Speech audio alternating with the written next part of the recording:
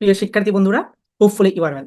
আজকে তোমাদের সামনে আমরা HSC board tricky MCQ solve part 2 নিয়ে আলোচনা করব। আজকে তোমাদের সাথে কেমিস্ট্রির একটা কোয়েশন নিয়ে আলোচনা করবো, যেটা কুমিল্লা বোর্ড 2022 আসছে।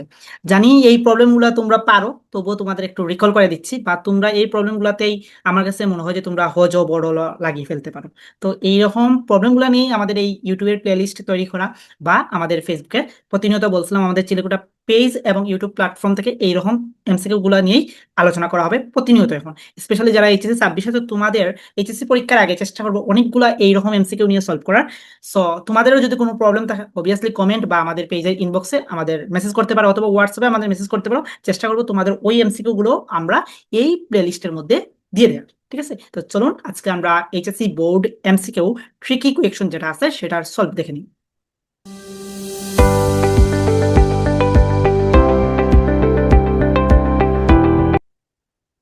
ওকে, এইচএসসি বোর্ড টিকি এমসিকিউ এর আজকের তো আমাদের 2 নং প্রবলেম। এই 2 নং প্রবলেমে আমরা কেমিস্ট্রি দেবো, সেটা কুমিল্লা বোর্ড 2022 আসছে। তোমরা যারা এমসিকিউ সলভ করছো প্লাস এডমিশনের প্রশ্নগুলো দেখছো, তোমরা দেখে থাকবা হয়তোবা যে এডমিশনে এই ধরনের ট্রিকি প্রশ্ন চলে আসে। বাট এখন দেখা যাচ্ছে রিসেন্টলি বোর্ডগুলো তো এই ধরনের এডমিশন টাইপের ট্রিকি প্রবলেমগুলো দিয়ে দিচ্ছে। সো আজকের এই ট্রিকি প্রবলেম, এই যে আমাদের দ্রাব্যতা গুণফলের যে প্রবলেমটা আছে, এই প্রবলেমটা আমরা একটু সলভ দেখি। এখানে কি বলছে যে কেএসপি সমান বলছে কি এ এস টু দি পাওয়ার 4। এখন অনেকের মনে হইতে পারে এখানে ডাটা মিসিং। ঠিক আছে, কারণ বোর্ডের প্রশ্নগুলো তো আমরা দেখছিলেন গতানুগতিক রিসেন্টলি যে প্রবলেম, মানে এসএসসির প্রশ্নই বলো, যে এখানে অনেকগুলো ভুল আছে, বা গত বছরের এইচএসসি প্রবলেমে অনেকগুলো ভুল আছে।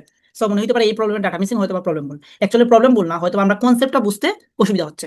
তো এটা যেহেতু দ্রাব্যতা গুণফলের কনসেপ্ট, আমরা জানি যে দ্রাব্যতা গুণফলের ক্ষেত্রে এসকে আমরা দ্রাব্যতা ধরে নিই। দেন আমরা একটা জিনিস জানি যে দ্রাব্যতা গুণফলের কেএসপির ক্ষেত্রে শর্টকাট আমি বলেই দেই এরকম: আমার উপরে আমি, তোমার উপরে তুমি, তার উপরে আমি প্লাস তুমি। মানে আমি টু দি পাওয়ার আমি হয়, দেন তুমি টু দি পাওয়ার তুমি হয়, তুমি হয়, আর তার উপরে পাওয়ার হয় আমি প্লাস তুমি, তার বলতে এস ধরবো আর কি, আমি প্লাস তুমি।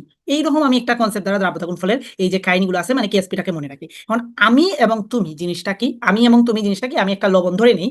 যেমন ধরো বোঝানোর স্বার্থে ধরলাম Al2O3। ওকে, Al2O3, তার মানে এটাকে যদি আমি বিয়োজিত করি তাহলে আমি লিখতে পারি 2Al3 plus plus 3O2 minus লিখতে পারি। এই যে আমি এবং তুমি বলছিলাম না, এখানে আমি বলতে ধরলাম আমি প্রথমটার যে সহগটা, আর তুমি বলতে ধরলাম আমি দ্বিতীয়টার সহগ। ওকে, তার মানে এইটার যদি দ্রাব্যতা গুণফল বের করতাম, আর এটা টোটাল দ্রাব্যতা আমি ইয়াস ধরে নিতাম, ইয়াস হলো তার। ঠিক আছে, সি তার ইয়াস। ওকে, বা হি, হি হবে না সি। আচ্ছা, তাহলে এখন এটার কেএসপি আমাদের কি হইতো, কেএসপিটা যদি আমি এই ফর্মুলা দিতাম তাহলে হইতো দেখো 2 টু দি পাওয়ার 2, তারপরে 3 to the power 3, then S to the power 2 plus 3। তার মানে এটা আসলে 4 ইন্টু আমাদের 27 into S to the power 5, তার মানে 108 S টু দি পাওয়ার 5। তার মানে এখন দেখো, আমাকে যদি প্রবলেম বলতো KSP is equal a S to the power 5, তাহলে এর ভ্যালু কত, তখন আনসারটা হইতো 108। বাট আমাকে বলছে কি S টু দি পাওয়ার 4, তাহলে আনসারটা কত? তাহলে বুঝতে পারছি যে প্রবলেমের ডাটা মিসিং না, প্রবলেমে আমাদের কনসেপ্ট মিসিং। তো চলুন আমরা S টু দি পাওয়ার 4 এর জন্য আমরা কত হয় বের করে ফেলি। তাহলে এইটা যে 108 হবে না, এটা বুঝতেই পারছি, এটা বাদ। ওকে, তাহলে চলো আমরা এইটা S টু দি পাওয়ার 4 কোন কেস হয়, S টু দি পাওয়ার 4 কোন কেস হয়। তাহলে S টু দি পাওয়ার 4 আমাকে দেখতে হবে এই যে সে এর উপরে কে আছে, আমি প্লাস তুমি আসি না, আমি প্লাস তুমি আসি না। তো এটাকে আমি ধরো এক্স প্লাস ওয়াই এখানে নিলাম। তাহলে এই দুইটার ভ্যালু আমাদের যোগফলটা আমাদের কত হবে, কত, 4। এখন তুমি চাইলে এটাকে x is equal to y is equal to, তারপরে তুমি লিখতে পারো x+2 মানে 4 লিখতেই পারো। বাট এইটা হবে না, কারণ বিক্রিয়াটার রেশিও অনুযায়ী, বা তোমার বিক্রিয়ক, বা এখানে যেই প্রোডাক্টটাই আছে, যেটাই আছে, তুমি স্বল্প দ্রাব্য যে লবণগুলো আছে, এই লবণ তো আর তুমি ইচ্ছা মতো বললেই সিম্বলাইজ করবে না, লবণের একটা রেশিও লাগে। সো তুমি লবণের রেশিও দেখতে পারবা যে আমাদের, যে তুমি কোন লবণ নিতাম। আচ্ছা, তাহলে দেখো এক্স ইজিক্যাল 1 এবং ওয়াই ইজিক্যাল যদি 3 নাও, বা এক্স ইজিক্যাল যদি তুমি 3 নাও এবং ওয়াই ইজিক্যাল যদি তুমি 1 নাও, তাহলে এই ধরনের লবণ গঠিত হইতে পারে। তাহলে এই ধরনের লবণ গঠিত হইতে পারে এক্স ইজিক্যাল 1 ওয়াই ইজিক্যাল 3।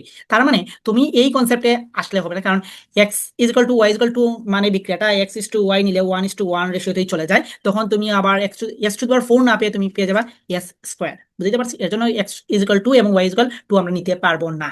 ওকে, তাহলে হয় এক্স ইজিক্যাল 1 এবং 3 নাও, বা 3 এবং 1 নাও। তাহলেই আমরা 3 ধরো আমি 1 এবং 3 নিলাম, তাহলে S টু দি পাওয়ার 4 আমরা পাবো। তাহলে এখানে কি পাবো, 1 two the power 1, 3 to the power 3। তার মানে এটা কি পাচ্ছে 27 S টু দি পাওয়ার 4। তার মানে আমাকে এই যে এইটাই তো ছিল আমাদের সেই S টু দি পাওয়ার 4, তার মানে এর ভ্যালু কত দাঁড়াইলো আমাদের 27, এর ভ্যালু দাঁড়াইলো আমাদের 27। তার মানে আনসারটা হবে আমাদের 27। বুঝাইতে পারলাম, আনসারটা হবে আমাদের 27।